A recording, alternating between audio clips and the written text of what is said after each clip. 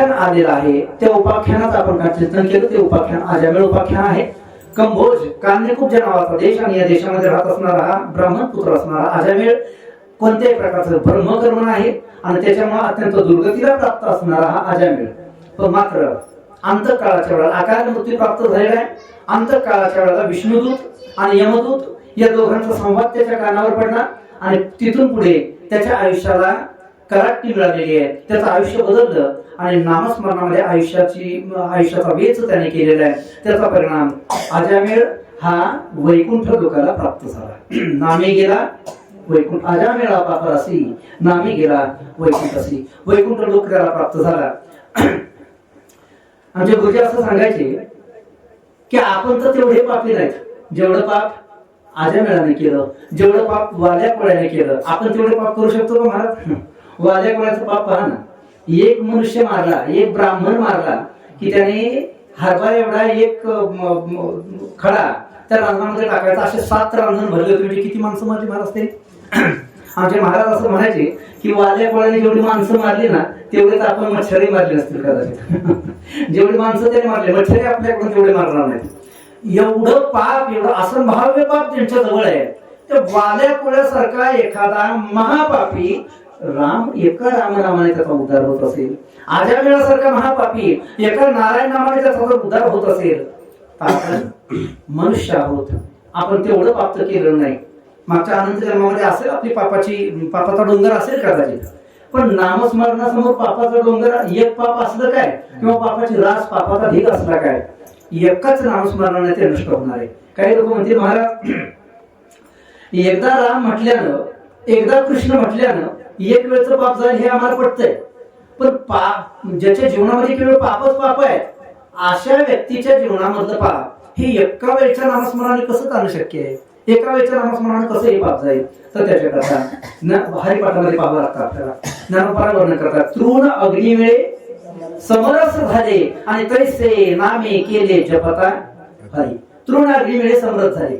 गवताचा एक भारा, गवताची एक पेंडी पेटवण्याकरता माचीस मधली एकच काडी उपयोगी पडते ना? का प्रत्येक काडी करता वेगवेगळी, त्या गवताच्या एका काडी करता वेगवेगळी त्या माचीस मधली काडी वापरावी लागत आहे मला. एका काडीमध्ये अख्खाच्या अख्खा भारा हा नष्ट होतो.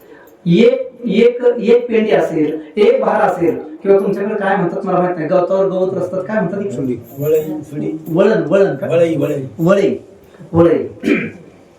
ते एक भारा असो का अख्खी वळई असो, काय म्हणतात त्याला, ते केवढा मोठा त्याचा ढीग असो, त्या सगळ्या गवताच्या काड्यांना पेटवायचं असेल तर त्या प्रत्येक एका काडी करता माचीस मधली एक काडी लागणार नाही. त्याच्या एकाच काडीमध्ये अख्खाच्या अख्खा ते तो ढीग, ती रास ही समाप्त होणार आहे. तसं एकच नामस्मरण आयुष्यामध्ये केलेलं किती केवढे मोठं पाप असू द्या, मागच्या जन्मांतरामध्ये केलेलं केवढे मोठं पाप असू द्या, एकाच नामस्मरणाच्या माध्यमातून त्याचं दहन होणार आहे, त्याची होळी होणार आहे. नाम संकीर्तन साधन पैसोपे, नाम संकीर्तन साधन पैसोपे.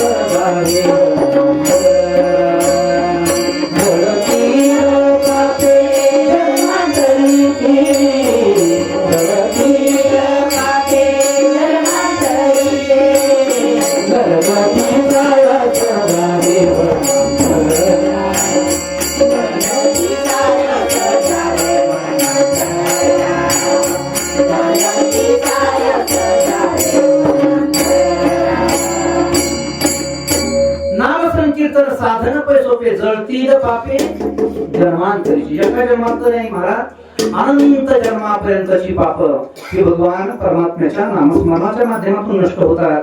कथेमध्ये आल्याच्या नंतर ते नामस्मरण आपल्या कानावर पडत असल्यामुळं श्रवण भक्ती करत असताना कथा श्रवणाला अनन्यसाधारण अशा प्रकारचं महत्व आहे. महाराज वर्णन करतायत, या आजमेळ्यासारखा महापापी त्याचा काल आपण पाहिला उद्धार झालेला आहे.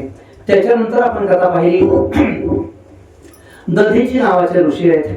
त्या दधीची ऋषींच्या हाडांचं वज्र केलं महाराज, आणि वज्र करून वृत्रासुराला काल आपण पाहिलं, वृत्रासुराचा इंद्राच्या द्वारे अंत झाला, नाश झाला. पण गंमत अशी आहे, वृत्रासुर हा दैत्य आहे. त्वष्टा नावाच्या ऋषींनी केलेला यज्ञ, त्या यज्ञाच्या माध्यमातून वृत्रासुर निर्माण झाला. तो निर्माण कशा करता झाला वर्णन करतायत. इंद्राचा शत्रू निर्माण व्हावा याच्याकरता त्या यज्ञामध्ये काय केली, आहुती दिली महाराज. इंद्राचा शत्रू, इंद्र शत्रू विवर्धस्व स्वाहा असं म्हणून आहुती दिली गेली यज्ञामध्ये. मात्र इंद्राला मारण्याच्या ऐवजी इंद्राकडून तो मारला गेला, असं विपरीत फल कसं झालं यज्ञाचं. यज्ञ कधी खोटं बोलतो का? यज्ञ कधी खोटं बोलतो, माणूस खोटं बोलतो पण यज्ञ कधी खोटं बोलत नाही. मग इंद्राचा शत्रू निर्माण व्हायचा, इंद्राला त्याने मारलं पाहिजे खरं तर. मग इंद्राकडून हा मारला कसा गेला त्याचं कारण सांगत असताना भागवतकारांनी कारण सांगितलं, तो मंत्र जो म्हटला ना दैत्यांनी, राक्षसांनी, तो मंत्र म्हणत असताना मंत्राची चाल बदलली महाराज, आणि चाल बदलल्यामुळे त्याचा अर्थ हा बदलला. काय गहन भाषा आहे. काना, मात्रा, उकार, वेलांटी, अनुस्वार, ऱ्हस्व, दीर्घ या सगळ्या गोष्टींचा विचार संस्कृताचा उच्चार करत असताना करावा लागतो महाराज. संस्कृत शब्दाचा उच्चार करत असताना या सगळ्यांचा विचार करावा लागतो. कोणताही मंत्र म्हणत असताना लक्ष देऊ नका, ही फार महत्वाची गोष्ट आहे. कोणताही मंत्र म्हणत असताना एखाद्या देवतेची पूजा करत असताना मंत्र म्हणावा लागतो. मंत्र म्हटल्याशिवाय दैवत जे आहे, देवता जी आहे, ती देवता कशाच्या अधीने, ती मंत्राच्या अधीने महाराज. मंत्र पूजा करत असताना मंत्र म्हटला तरच ती देवता प्रसन्न होत असते, कारण देवता या मंत्राच्या अधीन आहेत. आणि म्हणून देवाला प्रसन्न करण्याकरता मंत्र म्हटला जातो. गणपती बाप्पाची पूजा करत असताना वक्रतुंड महाकाय सूर्यकोटी समप्रभ निर्विघ्नं कुरु मे देव सर्व कार्येषु सर्वदा. मारुतीची पूजा करत असताना मनोजम मारुतुल्य वेगम जितेंद्रियम बुद्धिमतां वरिष्ठम वातात्मजं वानरवित मुख्यम श्रीरामदूतं शरणं प्रपद्ये. रामाची पूजा करत असताना लोकाभिरामम रणरंगधीरम राजीव नेत्रम रघुवंशनाथम कारुण्य रूपम करुणाक्रंतम श्रीरामचंद्रम शरणं प्रपद्ये. पांडुरंगाची पूजा करत असताना समचरण सरोजम सांद्रणीलांबुधाभम जघन निहितपानी मंडनम मंडनानाम तरुण तुलसीमाला कंधरम कंजनेत्रम सदय धवलहासम विठ्ठलम चिंतयामी. पांडुरंगाची पूजा करत असताना अशा प्रकारचा मंत्र आहे. वेगवेगळ्या देवतांची पूजा करत असताना त्या वेगवेगळ्या प्रकारच्या मंत्रांची त्याच्याकरता योजना केलेली, वेगवेगळ्या प्रकारचे मंत्र आहेत. पण ते मंत्र म्हणत असताना लक्ष देऊ नका, मंत्र म्हणत असताना जर मंत्र शुद्ध स्वरूपामध्ये म्हटला गेला तरच पूजा ही सफल होत असते. मंत्र म्हणताना जर का चूक झाली तर तुकोबाराय सांगतायत, येती दगड तैसेवरी आणि मंत्र पुष्प देवाशिवी. चुकीचा मंत्र हा देवाच्या डोक्यावर दगडी मारल्याचं पाप आपल्याला देत असतो. म्हणून मंत्र म्हणत असतात, त्यापेक्षा नाही मंत्र म्हटला तरी काय हरकत नाही. भाव जर आपला चांगला असेल, भाव जर शुद्ध असेल तर त्या शुद्ध भावाच्या करता मंत्राची कोणत्याही प्रकारची गरज नाही. भाव अंतःकरणामध्ये शुद्ध असणं आवश्यक आहे. पण मंत्राने जर पूजा करायची असेल तर महाराज वर्णन करतात मंत्र हा शुद्ध असला पाहिजे. कारण संस्कृत भाषा ही अशी विशिष्ट भाषा आहे की या भाषेमध्ये काना, मात्रा, हुकार, वेलांटी, अनुस्वार, ऱ्हस्व, दीर्घ हे जर बदललं तर त्या वाक्याचा अर्थ जो बदलतो महाराज. एवढंच काय, त्या मंत्राची जर चाल बदलली तर चाल बदलल्याच्या नंतर सुद्धा त्याचा अर्थ हा विक्षिप्त होत असतो, बदलत असतो. म्हणजे दैत्यांना मंत्र दिला होता गुरूंनी, शुक्राचार्यांनी, इंद्र शत्रूर विवर्धस्व स्वाहा असं म्हणून स्वाहाकार करायचा आहे, आणि मग त्याच्यातून इंद्राचा शत्रू निर्माण होणार होता. पण या दैत्यांनी थोडासा शहाणपणा केला आणि मंत्राची चाल स्वतःच्या मनाने लावली. त्यांनी चाल लावली त्या मंत्राला, इंद्र शत्रूर विवर्धस्व स्वाहा असं म्हणतो. इंद्र शत्रू, ते इंद्र वाढलं ना, इंद्र आकार घेतल्यामुळं इंद्र हा शब्द, जो इंद्र ह्रस्व होता तो ह्रस्व असणारा दीर्घ झाला आणि दीर्घ झाल्यामुळं आकार आला मध्ये. इंद्र शत्रुर्विवर्धस्व व्हायला पाहिजे होतं, पण इंद्र अशत्रुर्विवर्धस्व असं झालं, आकार वाढला त्याच्यामुळे अशत्रुर्विवर्धस्व. त्याच्यामुळे इंद्राकडून मारला जाणारा असा तो वृत्रासुर त्या यज्ञाच्या माध्यमातून निर्माण झाला. म्हणून संस्कृतामध्ये त्या वाक्याच्या शब्दाच्या मंत्राच्या चालीला सुद्धा फार मोठं महत्व आहे महाराज. अलीकडे आपण कॅसेटवर एक मंत्र ऐकत असतो, गायत्री मंत्र. ती चाल जी ऐकतो आपण कॅसेट मधली गायत्री मंत्राची, ती चाल एवढी घातक आहे महाराज की त्या चालीच्या माध्यमातून, त्या मंत्राच्या माध्यमातून पुण्य निर्माण होण्याच्या ऐवजी पापच निर्माण होत असतं. ती जी चाल आता आपण ऐकतो ती चाल नाहीये त्या मंत्राची, त्याला ह्रस्व दीर्घ आणि हलंत स्वरांची जोड आहे. आमच्या गुरुजींनी सांगितलं होतं तो मंत्र, पण आता ते इथं म्हणायचं तो अधिकार नाही. म्हणून मंत्राची चाल जरी बदलली तरी त्याचा अर्थ हा बदलत असतो. इंद्र शत्रुर्विवर्धस्व स्वाहा असं म्हणून त्यांनी आहुती दिली खरी, पण चाल बदलल्यामुळं इंद्राचा अशत्रू असणारा वृत्रासुर त्या यज्ञाच्या माध्यमातून निर्माण झाला आणि इंद्राकडून त्याचा खात्मा झाला. इंद्राकडून तो नष्ट झाला. कसं मारलं इंद्राने त्याला वर्णन केलेलं आहे. त्या वृत्रासुराबरोबर युद्ध करत असताना काही केलं इंद्राला तो आटोपे न दैत्य महाराज. महाबलाढ्य असा वृत्रासुर आहे, महाबलाढ्य अशी अशा प्रकारचं बल त्याच्याकडे आहे. अगोदरच्या दिवसाच्या युद्धामध्ये त्याने विष्णूला पराभूत केलेला आहे, ब्रह्मदेवाला पराभूत केलेला, भगवान शंकराला पराभूत केलेला आहे. असा असणारा महाबलाढ्य वृत्रासुर इंद्राला काय ऐकणार येतो. पण आणि इंद्राच्या सोबत युद्ध करत असताना एक प्रसंग असा आला की या वृत्रासुराने विचार केला, आता म्हणे याला समूळच नष्ट करून टाकतो म्हणे. इंद्राला नुसतं मारणार नाही मी, इंद्राला समूळ नष्ट करणार. त्याने आपलं तोंड असं जबडा उघडलेला आहे, तोंड उघडलेलं आहे आणि अख्ख्या इंद्रालाच त्याने गिळून घेतलं महाराज. कोणी? वृत्रासुराने पूर्ण इंद्र त्याने गिळून घेतला. इंद्राला जसंही गिळलं त्रिभुवनामध्ये हाहाकार झालेला आहे की आता या जगताची व्यवस्था कशी होईल. गिळूनकृत केलेला आहे इंद्राला. पण गंमत अशी आहे, भगवंताचं नियोजन कसं असतं पहा. त्या वृत्रासुराने इंद्राला गिळणं हे भगवंताचं नियोजन आहे, कारण त्याच्याशिवाय हा वृत्रासुर मरतच नव्हता. इंद्राला त्याने गिळलं आणि गिळल्याबरोबर अगोदर भगवान परमात्म्याने इंद्राला नारायण कवचाचा उपदेश केलेला आणि नारायण कवच हा एक संजीवनी मंत्र आहे. त्या संजीवनी मंत्राच्या माध्यमातून गिळला गेला इंद्र तरी त्याच्या पोटामध्ये तो जिवंतच होता आणि आत गेल्यानंतर त्याने त्याच्या आतडे वगैरे जे त्या वज्राच्या माध्यमातून पोटामध्ये गेल्यानंतर आतडे वगैरे तोडून फाडून टाकलेले आहेत आणि बाहेर आल्याच्या नंतर त्याचा शिरच्छेद केलेला आहे. तो वृत्रासुर दैत्य भूमीवर पडला आणि पडल्याच्या नंतर त्याने दोन्ही हात जोडलेले आहेत आणि भगवान विष्णूच्याकडे त्याने संकेत केला. भगवान महाविष्णूची त्यांनी गोड अशा प्रकारची स्तुती केलेली आहे. भागवतामध्ये ती स्तुती आलेली आहे.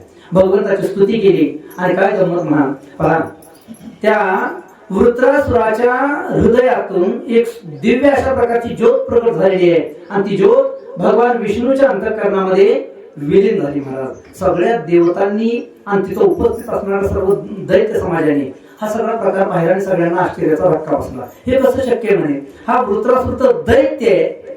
मग दैत्य असताना दैत्यांचा मुळातच स्वभाव हा राजसी आणि तामसी असतो. त्याच्याकडे सत्वगुणाचा प्रश्नच नाही. दैत्य म्हटले की सत्वगुण आला कुठून आला, येणार नाही. मग हात जोडणे ही जी क्रिया आहे ना, हात जोडून भगवंताची स्तुती करणं ही रजोगुणा मध्ये किंवा तमोगुणामध्ये येत नाही, ही सत्वगुणामधली क्रिया आहे. मग रजोगुणी तमोगुणी असणारा दैत्य त्याने हात जोडले कसे, त्याने भगवंताची स्तुती का म्हणून केली, कशी काय केली, कोण आहे हा वृत्रासुर असा प्रश्न सगळ्या देवतांना आणि तिथल्या सगळ्या दैत्यांना पडलेला आहे. तर त्याच्याकरता व्यास महर्षी या ठिकाणी या वृत्रासुराचा पूर्वजन्म सांगत आहेत. हा वृत्रासुर कोण होता आणि त्याला तो अधिकार कशा प्रकारे प्राप्त झाला, त्याचा उद्धार कशा प्रकारे त्याने करून घेतला, त्याची पूर्वजन्माचा वृत्तांत व्यास महर्षी या ठिकाणी उद्धृत करतात. तो आपण पाहू. 2 मिनिटं सर्वांनी भजन हाताने टाळी वाजवायची, मोठ्याने भजन असणार. गोविंद बोलो हरी गोपाल बोलो,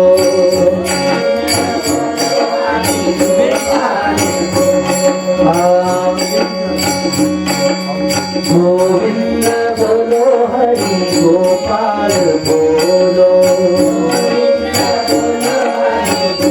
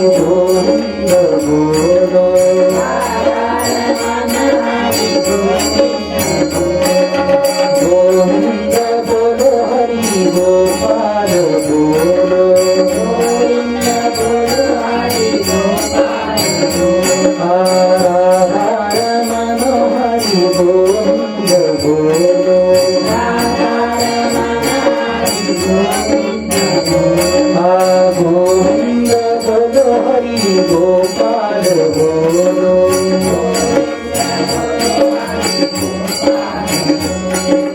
गोपाल कृष्ण भगवान की जय।